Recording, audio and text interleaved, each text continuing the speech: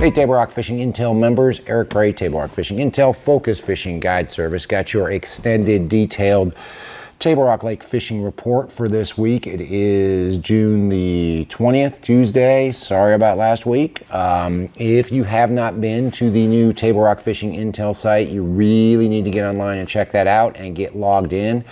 You will need to reset your password. So the first thing you want to do when you go to TableRockFishingIntel.com, go to login, click the reset button. You should get an email that walks you through resetting your password. Once you're logged in, you're logged in.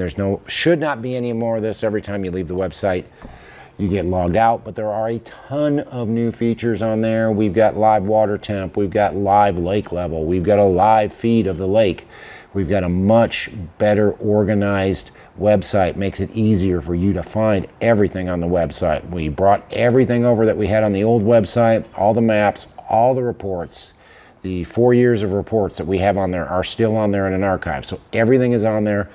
All the videos, everything that we've done for the last 3.5, 4 years is on the new website, but it's much more organized, much easier for you to find, and a lot of new features yet to come. We're working on some more live cameras around the lake. We're looking at some more water temperatures from around the lake so you can know before you go. We are also going to have within 60 to 90 days a native app.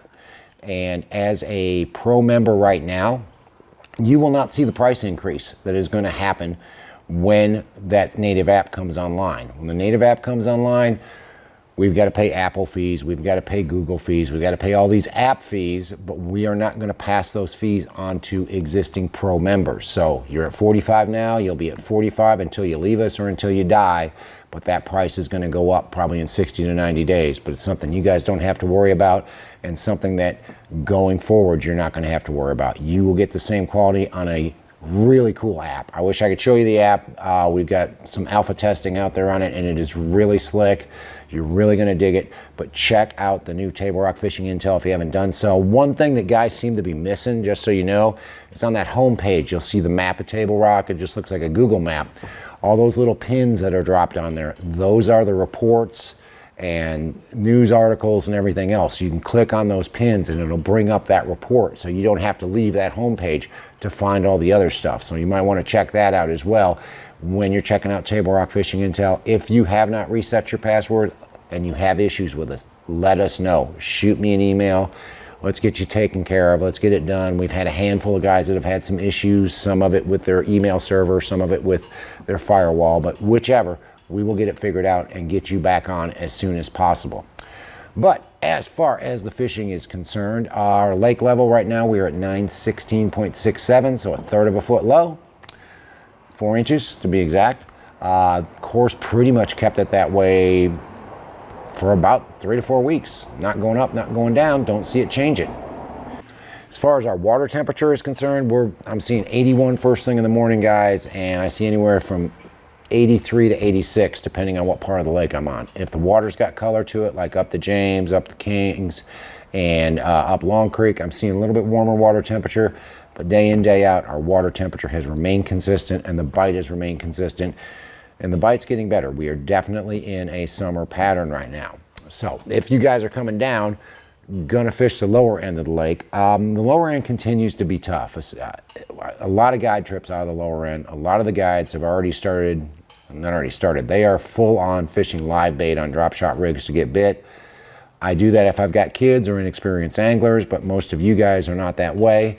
You can catch them on a drop shot rig. You can catch them primarily in trees and on the ends of the bigger boat docks. Fish those cables, fish the trees. That's where I'm catching most of my fish, on either a Yamamoto shad shape, a Yamamoto cut tail, a Chomper's drop shot worm, or a UV drop shot worm. That's where most of my drop shot fish are coming on, and that is a pretty consistent bite. An inconsistent bite, but you better be ready for it, has been the topwater bite with either a popper, spook, vixen, shower blows, any of those baits. Most of those fish have got to be on cover though, and they're over deeper water. I'm not catching a lot of them right up against the bank unless I see a shad spawn going on, which there's been some randos. But for the most part, day in, day out, I'm throwing it on the ends of docks, especially the bigger docks, and I'm throwing it around standing timber. That seems to be the two places I can get consistently bit on a topwater But by consistently bit, I'm not going to catch a limit. I might get 2 or 3 decent bites out of it and probably have 5 or 6 blow-ups. A lot of fish are just slashing at the bait and not really eating it. Once the top water is done, I'm switching up to a swim bait, still throwing the Kitech 2.8. Threadfin shad has been my best color on a 1/4 ounce head.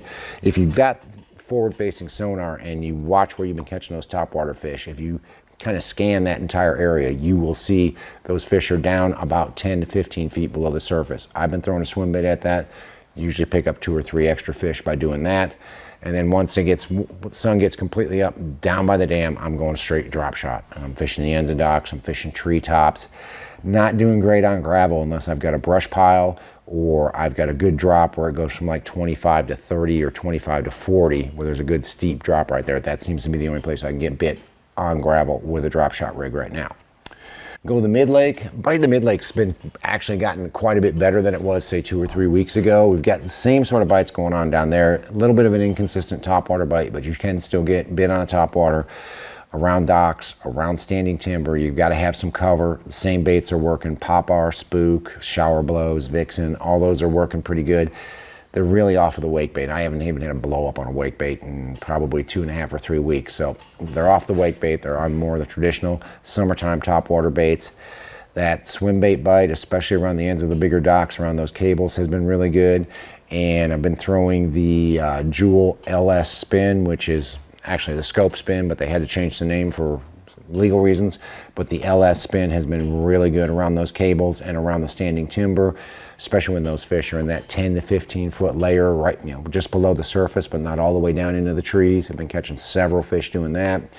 Then I'm switching up to a drop shot, same sort of bait, shad shape, cut tail, UV drop shot worm, chompers drop shot worm, primarily in trees and primarily on the cables on the end of docks. Again, on gravel, I've got to have brush. I've got to have a rock pile, or I've got to have a significant drop. And by a drop, I mean it goes from 25 and just boom, within 2 or 3 feet, it drops down to about 30 foot. You've got to have a little ledge right there to really be consistent on gravel right now with a drop shot rig. The other bite that's working in Kimberling and in both of the rivers is throwing a worm, either an 8-inch worm, 10-inch worm, 12-inch worm, Texas rigged around and in brush piles. Seems to be a little bit better where you've got more watercolor, like up the James or up the Kings, but we're certainly catching fish on a big worm already. Water's warmed up, the better fish are starting to settle into those brush piles, so we're starting to catch those fish in those brush piles with a Texas rig worm. So make sure you've got that handy. Carolina rig bite has been hit or miss in the Kimberling City area. Catching a few on it, could probably go out, and if you did it all day long, catch a limit on it, but it's not been the best bite. A little bit better bite has been with a football jig, and either the Pee-wee football jig, or if you haven't seen the new Jewel Pee-wee HD football jig, I threw that a little bit yesterday and picked up some fish doing that. There's definitely some fish on that smaller, more compact bait right now. If you notice, a lot of the fish you can catch deep in the trees will have antenna or pinchers hanging out of their, or sticking out of their stomachs, out of their gullets when you pull them in. So they are definitely feeding on crawdads as well, even in the Kimberling City area. Go up the James, and there's actually a decent topwater bite up the James. If I wanted to go throw topwater, I would go up the James, and I would I'd start at Piney and I would go up, and I would look on those flatter gravel points that have brush or bushes that are still in the water.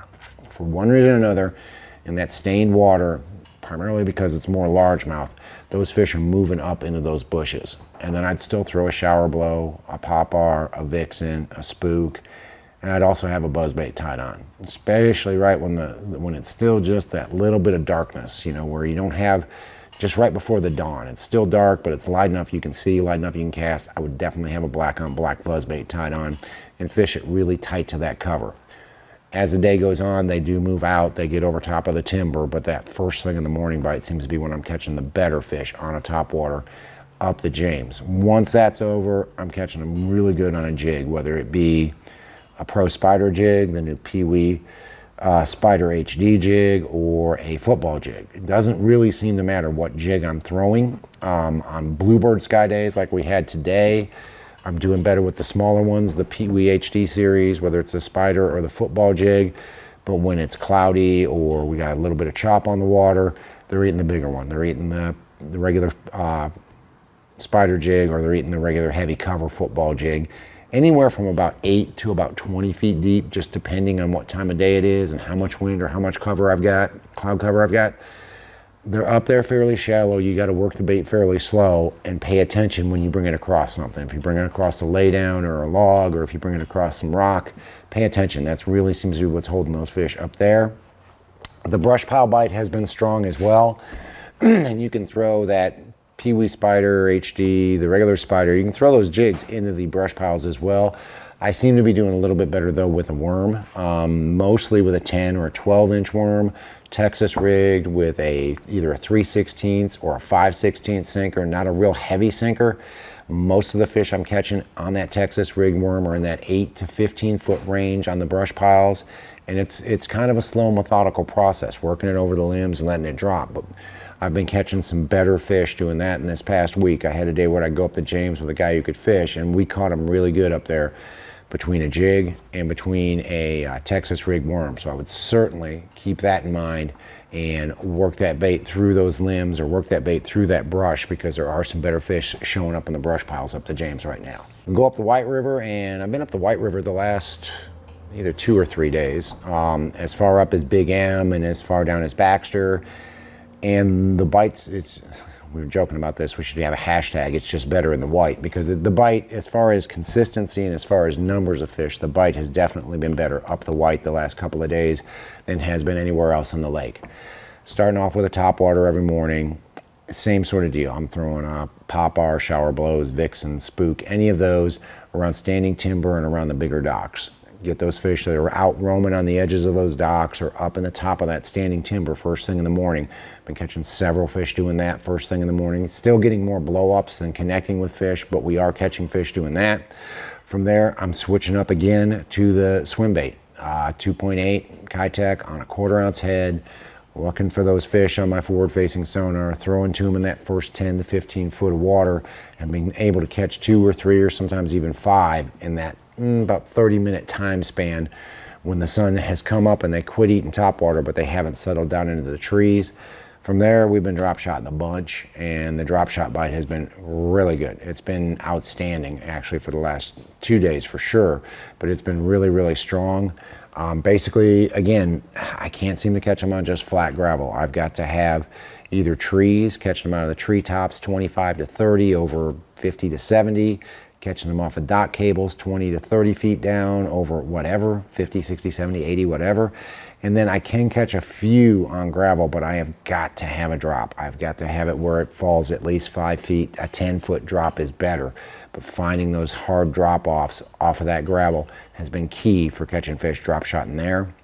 From there, a little bit further up, pretty much from Shell Knob up to about Big M, I've got a good Pee-wee football jig, Pee-wee HD football jig, regular football jig, and spider jig, and Pee-wee spider jig bite going on. There's a good solid jig bite on those gravel and rock mix points out there a little bit deeper, because the water is certainly clearer around Shell Knob than it is even down by the dam, but out a little bit deeper, out in that 12 to about 20 foot range, even as deep as 25, and just working it slow, finding brush, finding rock piles, finding some sort of cover. It seems like you can always catch at least 1 or 2 fish out of a rock pile or out of a brush pile when it's out there a little bit deeper on any of those jewel jigs.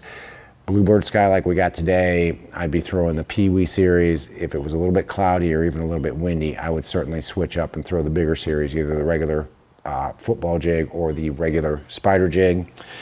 And then if you go far enough, if you go up into the Kings and hit that stretch that's there kind of between Viola and, it's still Viola to Deer Bluff, maybe even a little bit higher than that, has got a lot more color. Once you get above Deer Bluff and above Jakey and up there around Hickory Hollow, the water starts to clear and has that, canoeing kind of look to it. But in that dirtier water, in the brush piles and in the laydowns, throwing an 8 or a 10-inch Texas rigged worm. Green pumpkin has been just dynamite. Green pumpkin's always good, but we have been catching a few on like red bug and a few on red shad, especially if the water's got a little bit more stain to it. But working that Texas rig on either, like I said, a 3/16 or 5/16, the fish are not that deep. They're 8 to 15, 8 to 20 foot deep. You can certainly catch them doing that as well up there. So there is a good Texas rig worm bite. I haven't thrown a Carolina rig up the white or up the king, so I don't really know. I would imagine if I can catch them on a football jig, I can probably catch them on a Carolina rig as well, if you're that so inclined to throw a Carolina rig. Guys, we are 3/4 of the way through June. It's getting silly out there. Again, sorry I did not put out a report last week. I was just covered up with the new website and getting the website up, running, looking the way we want it. Like I said, we have got a ton of stuff coming on that website, of stuff on the website. We got the app coming. We've got a lot of stuff coming, but we didn't want to wait much longer to get that new website up. And if you have not checked it out, please go to tablerockfishingintel.com. Reset your password and check it out. If you have any problems with your password, let us know. But it is so much easier to find all of the information we've got on there. So much cleaner, better looking website. By the way, I'm not in a TV studio. This is kind of something we threw together to shoot videos in front of, and that is a map of Table Rock behind me. But if you're coming down and want to hire a guide, give me a call. It's Focus Fishing Guide Service. You can reach me at 417-860-4743 or hit my website, focusfishing.com, and you can either book online or just shoot me an email. Either way, I get back to you as soon as I can. Guys, again, thanks for watching the video. Please check out Table Rock Fishing Intel and get your password reset. But thanks for watching. Can't wait to hear from you. We'll see you on the water.